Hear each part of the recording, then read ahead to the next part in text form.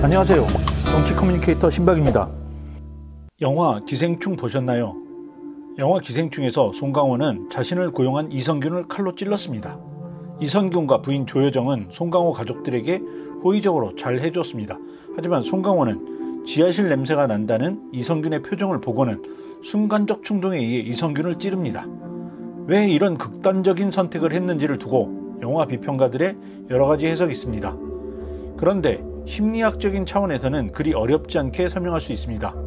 첫째, 송강호가 생각하는 자신의 기대치와 자신이 처한 현실에서의 차이 때문에 찔렀다고 설명할 수 있습니다. 상대적 박탈감이 문제죠. 둘째, 송강호의 열등감이 작동해서 무시당한 것에 대한 보복으로 설명할 수 있습니다. 미중 패권 경쟁 관계에서 왜 영화 기생충을 다룰까 싶으실 겁니다. 바로 중국의 심리를 설명하기 위해서입니다. 극단적인 질문으로 시작해 보겠습니다. 군사력이 부족한 중국은 패권국가 미국을 상대로 전쟁을 결심할 수 있을까요? 국력 조건과 합리적 계산에 따르면 어렵겠죠. 하지만 지도부와 지도자의 특정 심리가 작동하면 중국은 미국을 상대로 전쟁을 결심할 수 있습니다. 이번 영상은 중국이 어떤 심리 상태에서 전쟁을 결심할 수 있는지 살펴보려 합니다. 많은 수의 전쟁은 그럼에도 불구하고 벌어집니다. 즉, 상식적 예측을 깬다는 것입니다. 그럼에도 불구하고 발생한 최근 전쟁의 사례들을 살펴봅시다. 1941년 12월 7일 일요일, 일본은 자신보다 8배에서 12배 이상 국력이 센 미국을 상대로 먼저 전쟁을 개시했습니다. 미국은 이것을 예상할 수 있었을까요? 1950년 북한이 남침을 하면서 그렇게 빨리 미국이 한국전쟁에 참전할 것이라고는 생각하지 못했습니다. 마찬가지로 1950년 한국전쟁에서 중국에 몇 차례 경고가 있었지만 미국은 중국이 자신과 전쟁을 할 것이라고는 차마 예상하지 못했습니다. 이 사례들의 공통점이 있습니다. 바로 합리적 예측을 넘어서는 것입니다. 정책 결정자가 전쟁을 결정할 때 합리성이 아니라면 심리적 요인에 의해 영향을 받습니다. 이제 어떤 심리적 요인이 합리성을 배제하고 정책 결정자를 지배하게 되는지 살펴보겠습니다. 그런데 합리성과 심리의 관계가 좀 어려우시다고요? 일상적 사례로 간단히 정리 먼저 해보겠습니다. 다음 사례를 생각해 봅시다. 신호등에서 초록색 불이 깜빡깜빡 하면서 이제 몇 초 안 남았다고 알려줍니다. 이때 합리적 사람이라면 신호등 전멸을 보면서 내가 뛰어서 건널 필요가 있는지, 건너다가 혹시 넘어지면 얼마나 아플지 등을 생각합니다. 그리고 건너는 것을 포기합니다. 아주 급한 것이 아니면 건너는 이익보다 건널 때 발생할 수 있는 사고의 비용이 크니까요. 하지만 신호등이 깜빡거리면 무조건 죽어라 뛰는 사람이 있죠. 반드시 이 신호에 건너라는 신호로 생각하는 것입니다. 이때 이 사람을 뛰게 만드는 것은 급하다고 생각하는 마음이나 의식입니다. 이런 마음과 의식을 심리라고 합니다. 다시 영화 기생충을 생각해 봅시다.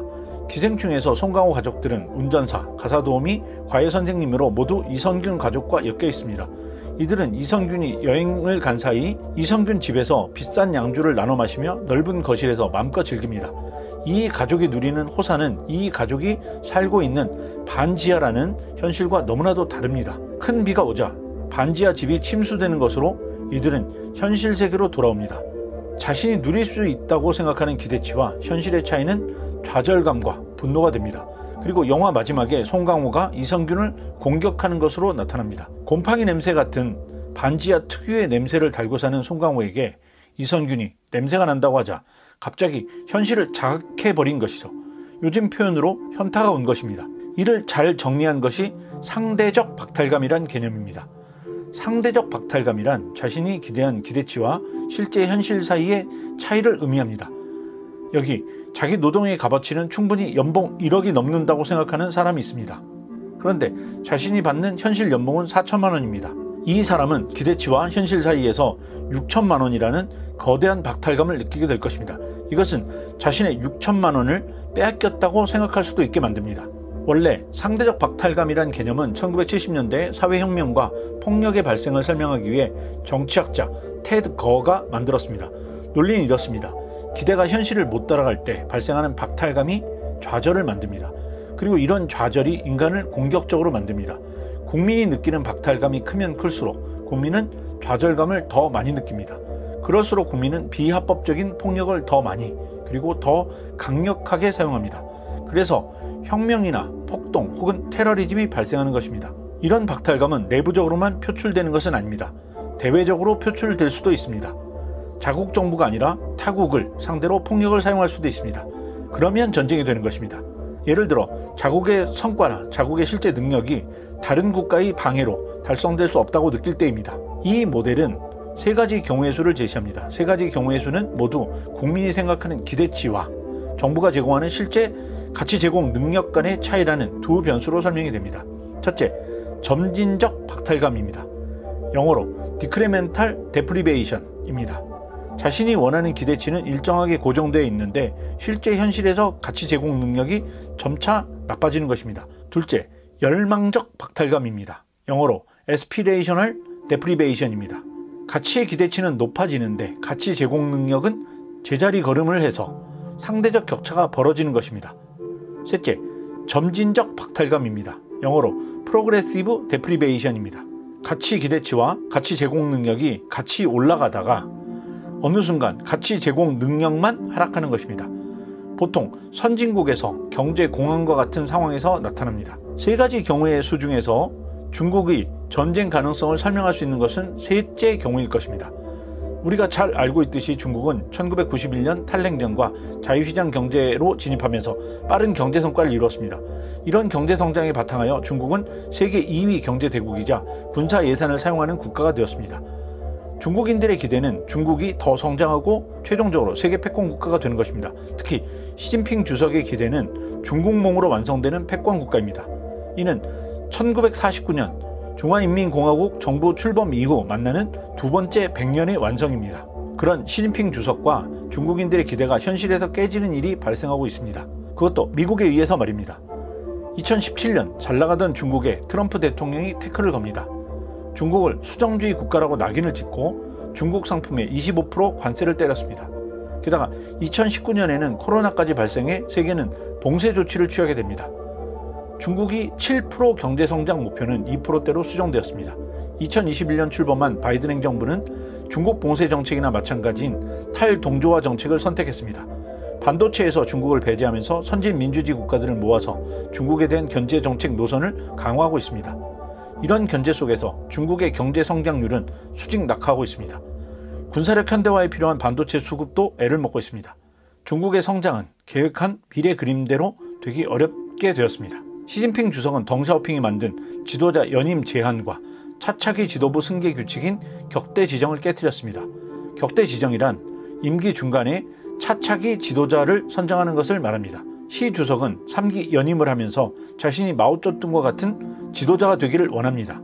시 주석의 3기 연임과 더 이어질 수도 있는 장기 집권은 중국몽 달성에 그 명운이 달려 있습니다.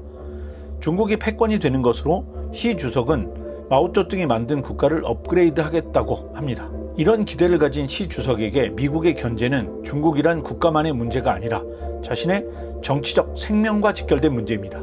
만약 중국이 지금 정도의 성장에서 멈추게 되면 중국은 다양한 정치적 갈등이 폭발할 것입니다. 정치적 자유가 없는 중국에서 독재는 경제 실적으로 보상받아왔습니다. 그런데 중국 정부가 더 이상 부유함을 제공하지 못하면 부를 중시하는 중국인들은 들고 일어날 것입니다.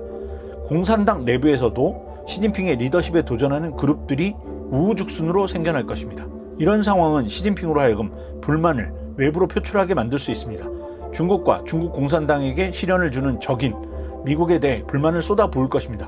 그렇지만 이 심리가 자연스럽게 전쟁으로 이어지지는 않을 것입니다.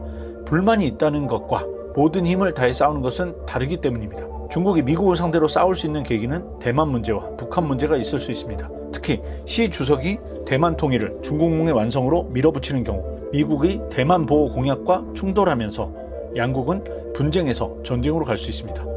영토 분쟁은 민족주의와 연결되어 있습니다. 중국의 상대적 박탈감은 민족주의와 연결되기 쉽습니다. 피해자 중국, 가해자 미국이 프레임이 짜이는 것입니다. 상대적 박탈감은 영토 문제와 같은 사안에서 중국이 미국에 양보하지 않고 강경하게 나가게 만들 수 있습니다. 그래서 전쟁을 주저하지 않게 만들 수 있습니다. 모든 불리한 조건에도 불구하고 중국이 미국을 상대로 전쟁을 선택할 수 있게 하는 것이죠. 지금까지의 복잡한 이야기를 정리하면 다음과 같습니다. 상대적 박탈감이 전쟁의 동력을 만듭니다. 불만은 미국에 대해 날을 세우게 할 것입니다. 시 주석은 이를 해결하기 위해 민족주의와 애국주의를 동원할 것입니다. 대만 문제와 같은 구체적인 현안이 걸리면서 중국은 미국을 상대로 전쟁을 시작할 수 있습니다. 다음에는 민족주의라는 심리와 미래 전망이라는 심리가 어떻게 중국이 미국과 전쟁을 하도록 북돋우는지를 다루도록 하겠습니다. 구독과 좋아요, 알림 설정해 주시면 아주 조금 많이 감사하겠습니다. 여러분의 오해를 줄이고 이해를 늘리는데 큰 힘이 될 것입니다.